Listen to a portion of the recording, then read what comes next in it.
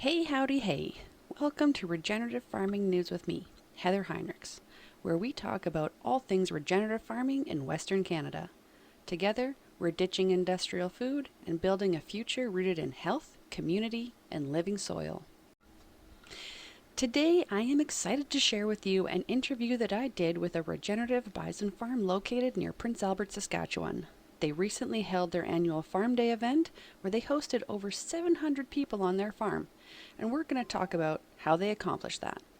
But before we get to that, we have some news to cover, and we're going to tackle the questions: what is regenerative agriculture and why does it matter? Stick around to the end of this episode for the interview with Denver Johnson of Bison Ridge Farms.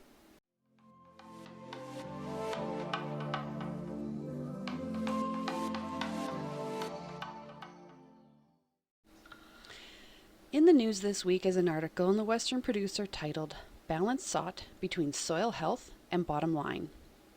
The article states that some people have said soil health is a misunderstood term, taking on a negative impact in the bridge between environment and agribusiness.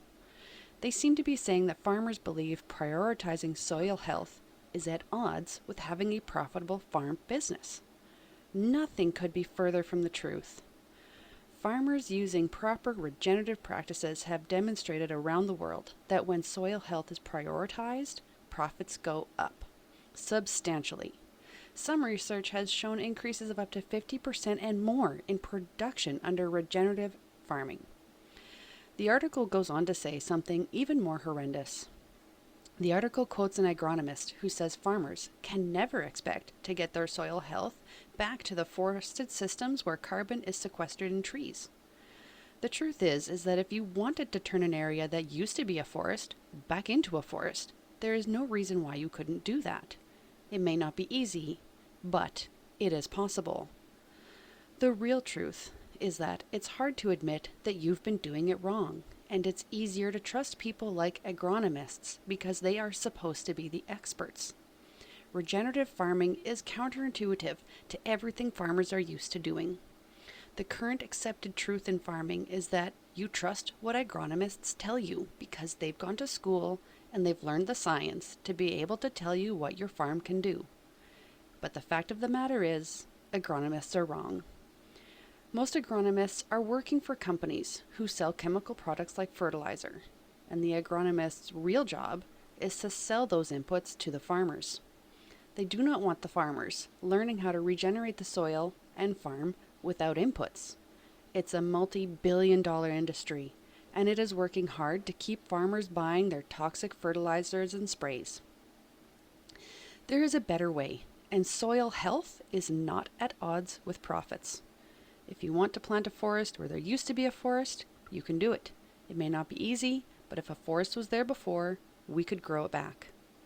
The article also says a longtime crop consultant from southern Alberta said that a baseline for soil health is hard to establish since no one was testing the soil before it was broken for agricultural use. While it's true that we don't have measured samples from prior to cultivation in North America, we can establish the idea of what baseline used to be. For example, in my own personal experience, I had a farmer once tell me that the native prairie woolgrass in his region used to grow knee-high when his grandfather first started farming in that area. Today, it only grows about ankle-high, at most. It may not be exactly measured or scientific, but we do have a picture of what baseline used to be. If the land used to produce that much more, there's no reason why it couldn't go back to that. The only reason why it doesn't is because we've disrupted the natural cycles that used to exist, and all we have to do is put them back. Let's talk about what those cycles are.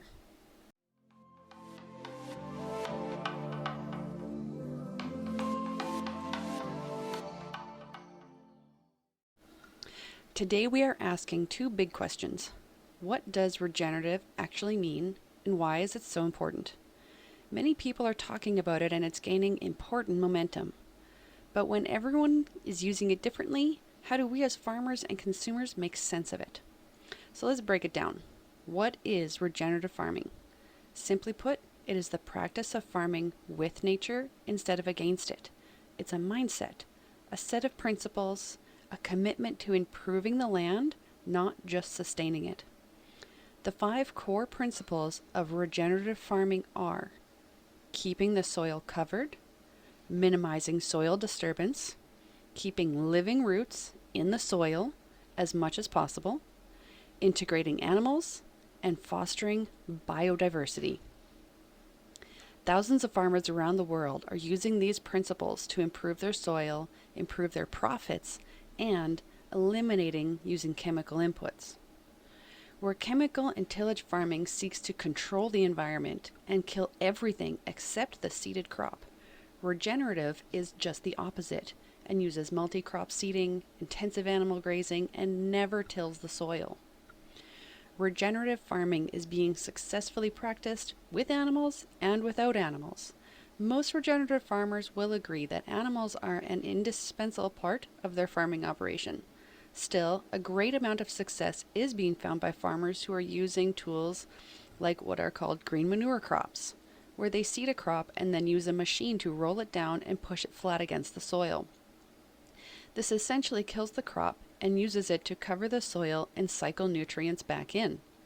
So if you farm with or without animals, there are different ways to put that organic matter back into your soil.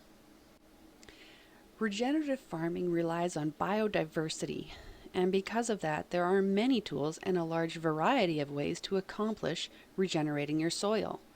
This is why regeneration can sound confusing. Where one farmer says their chicken flock has regenerated their fields, another may focus on multi-cropping and green manure crops. Compared to chemical farming, regenerating may seem like more of an art than a science. But it all comes back to the same basic principles: keeping the soil covered, minimizing the soil disturbance, living roots in the soil as much as possible, rotationally grazing animals, and encouraging biodiversity. These principles are what the natural systems, the natural cycles, need in order to create an abundance of nutritious food without chemicals. Chemicals in tilling up the soil disrupt the natural cycles. In small gardens, sure, you can till up your dirt and not suffer much loss or see any negative impact. But when we farm millions of acres with chemicals and tillage, we start disrupting the local rain cycles and impacting weather on a global scale. And that brings me to my point of why it is so important for everyone to be talking about regenerative agriculture. We are quite literally talking about saving the world. We may not be able to live in a perfect world, but we sure can stop the damage we've done and reverse it. The tillage and chemicals have created an effect called desertification. These practices literally create deserts, and regenerative practices can not only stop the desertification, but reverse it. There are people working all over the world at this very moment with regenerative practices in the most dry parts of the world, and they are changing desert into productive land. This is why these conversations are important and why everyone needs to know about this. Every farmer who stops tilling and reduces their chemical use, every consumer who finds a local farmer to connect with and purchase from.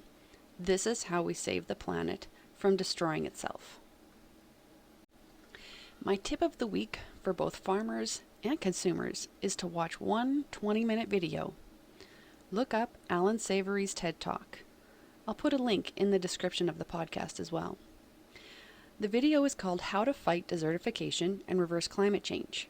If you haven't seen it, it will be eye-opening. If you have seen it, watch it again and be inspired all over again about what is really possible with regenerative farming.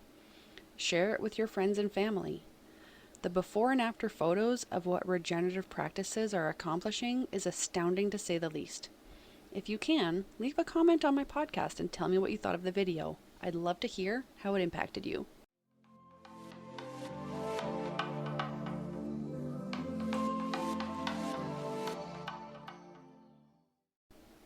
This week, I interviewed Denver Johnson of Bison Ridge Farms, who farms with his wife Becky and their children about 10 minutes north of Prince Albert, Saskatchewan.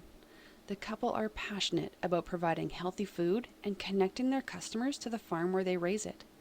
They sell bison, pork, and chicken meat from their farm, along with an assortment of other products like bison tallow soap, lotion, honey, teas, flour, and Bison Ridge apparel. They have their own certified abattoir and offer butchering services. I had a very nice chat with Denver about their annual open farm day and why they love to connect their customers directly to the farm. Okay, so let's get started. So, my first question for you is, why did you start doing an annual open farm day? Yeah, so we started doing our annual farm day 4 years ago, and really it was an attempt to bring people out to the farm, get connected to what we're doing, and actually see firsthand. People love to see the animals, so when we could get them out here, and make a lot of connections directly with the people, that was kind of our initial goal. We At the time we were doing some pop up farmers market type um, days here and there, and we found it was really tiring to load up freezers and load up meat and go elsewhere. We thought, why don't we just bring people to the farm and hopefully be a more effective way of marketing and connecting with our community, and so it kind of grew from there. Yeah, that sounds amazing and a lot smarter than trying to go and travel with it. That's awesome. Yeah, it just seemed like it was going to fit kind of our goals better than some of the other options that we were currently doing. Yeah, for sure. So, how many people came to your event this year? So this year we had over 700 people, which was a shock. We had Wow. our parking. Yeah, we had our parking attendants with little clickers just so we could, because previously we kind of always just estimated the amount of people that showed up, and so I really wanted to know were we right or not, and I was shocked when they showed me the counter was over 700. Yeah, that's incredible. What a smart idea. I was just assuming you'd have to estimate it, but that's great that you actually tracked it so you could know. That's awesome. Yeah, it worked well, and it was pretty encouraging to see the turnout. Yeah. What do you think that your turnout was in your previous 3 years? Well, the first year, we figured we had about 80 people, and we had basically set up a barbecue, and it was very simple, and so we were happy with that. And then the next year, we hired a food truck to come out, and then we figured we had about 250 people. And then our third year, we partnered with Bison and put on that event, and we kind of estimated about 500. Um, and then so we expected at least that this year, and we got 700. Wow. That's really impressive growth. You really seem to have figured out how to attract people to the event. Yeah, it's kind of, we've done a little bit of marketing through flyers and billboards for the event, but I think a lot of it is just through word of mouth within the community. A lot of families would come out and have a really great time, and so people wanted to come back year after year. Wow. So, do you pay for any advertising? Yeah, we do a little bit. Like, it wasn't a lot. We have a pretty good social media following, so that helps. But we did mail out flyers, so there's a little bit of a cost there. Our city has an electronic billboard that they do community events on, and that's free. So we got a lot of visibility in town from that. But that was about it this year. We didn't do a whole lot of extra marketing. Yeah. Yeah, I saw that billboard on the city advertising there. That's Yeah, really awesome that you have access to things like that. yeah, it is great that they do a good job of that. Fantastic. And so you sold product from your farm at the event. Do you know how much you sold? Estimate? Yeah, I mean, it's kind of grown every year. And we did sell quite a bit. It was the girls were really busy in the store all night long. So it's a good sales boost for the month. But I think the biggest thing for us is just getting new people trying it, and we feel like we get a lot of return customers that maybe came out for the first time and didn't even necessarily realize we sold meat. They came for the event and to see the animals, some of them without even realizing that we had a store on site. So Mm, um, even if maybe there wasn't that direct sale that day, there's definitely more that come back later. We had a few people coming back the next day that just said, "Hey, we forgot to actually go into the store at the time," but then they came, we're buying meat. So um, yeah, that's kind of fun. okay. So, I mean, really, besides even on farm sales, you're really just connecting with the customers, and that's probably your main goal. Yeah, it's not so we're actually things have been so busy we're not our inventory right now is kind of low, so we weren't really pressing necessarily to make a bunch of sales that day to get rid of stock, but more so just again connecting with people and letting people know we're here and different ways they can get their meat throughout the year, not just on the farm day. Right. Yeah. That sounds fantastic. It seems really successful. If you were talking to other farmers who wanted to start open farm days on their farms, what advice do you think you would give them about doing events like this? Yeah, so I think I mean, we're in a location that is close enough to town, so it's really easy for people to come out. Like we're not even 10 minutes from town, so we kind of have an advantage of accessibility for people.